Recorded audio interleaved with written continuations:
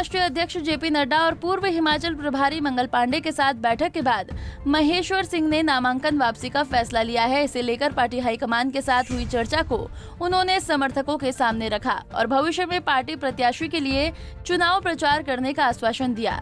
महेश्वर सिंह ने कहा कि वो 29 अक्टूबर को नामांकन वापस लेंगे और कुल्लू से भाजपा प्रत्याशी का पूरा साथ देंगे। इस दौरान महेश्वर सिंह ने कार्यकर्ताओं का आभार जताते हुए कहा कि हाईकमान के साथ हुई वार्ता को समर्थकों के बीच रखना मेरे लिए भी आसान नहीं था, जो कि गोपनीयता का विषय था, क्योंकि हाईकमान से साथ क्या बात हुई, वो किस प्रकार से कन्वे करनी चाहिए कार्यकर्ता को, मेरे लिए भी संकट की घड़ी थी और मैं इन कार्यकर्ताओं का भी आभार व्यक्त करता हूँ। निश्चित रूप से मेरे से बहुत बड़ा अन्याय हुआ और इन्होंने इतनी आवाज़ उठा दी कि सारे का सारा संगठन एक दो को छोड़कर वो इसी इंतज़ार में रहा कि नहीं तो हम तो काम ही नहीं करेंगे, पहले हमारे से बात हो। और मैंने इनको वायदा दिया था कि ऊपर से वापस आकर जब तक आप मोहर नहीं लगाएंगे किसी को भी कोई खबर नहीं दूंगा। जितने संवाददाता आते रहे मैं इतना ही कहता रहा शिमला कि मेरे कार्यकर्ता के हाथ में मैंने दे दिया है फैसला, मेरे कार्यकर्ता फैसला करते हैं। और इन कार्यकर्ताओं की इतनी आवाज़ आई कि प्रदेश तो छोड़ दीजिए, केंद्र का संगठन भी मजबूर हो गया हमारे को सुनने के लिए।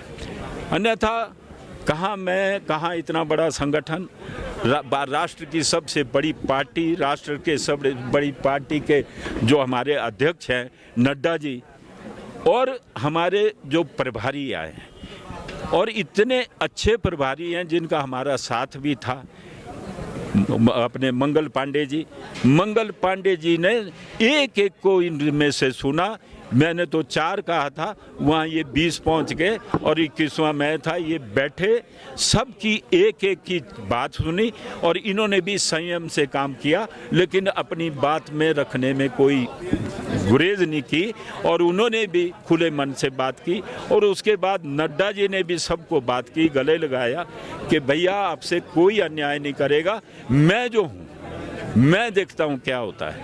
और आपका जो प्रश्न है तो प्रश्न तो अब ऐसा है कि जब अब नॉमिनेशन भरा है उसको तो वापस लेना ही पड़ेगा और वो उनके ऊपर है, फिर हम कैसे।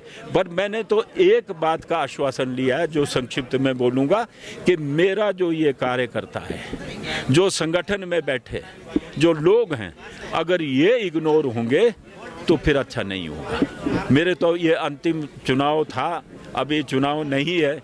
अब अंतिम में इसी आश में कि जो अधूरे काम हैं वो पूरे हों और विशेषकर हमारा बुब्बू का टनल, वो वहाँ भी मैंने जिक्र किया है कि जहाँ भी मंच होगा मैं इसका आश्वासन लेता रहूँगा।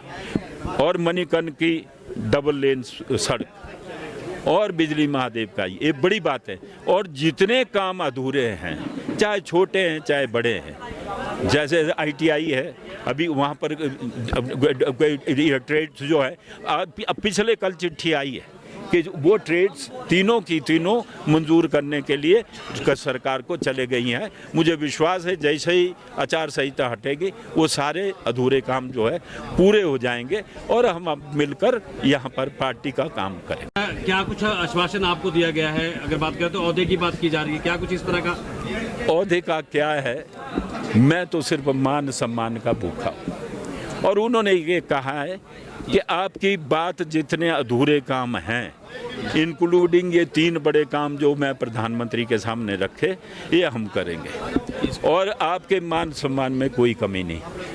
मैं तो साधु हूँ, साधु भूखा बाप का, धन का भूखा नहीं। जो धन का भूखा फिरे वो तो साधु होता ही नहीं। तो अब तो मेरा ये साधु का जीवन है, क्योंकि ये चाहते थे वो सब चले, पर उनकी भी ना जाने कुछ मजबूरियाँ होती हैं संगठन की भी, तो पर वो मिल बैठकर हमारी अंदर की बात है। ये चाहते थे कि वो भी हमारे साथ ही बैठते, तो वो शायद उनको संभव नहीं था।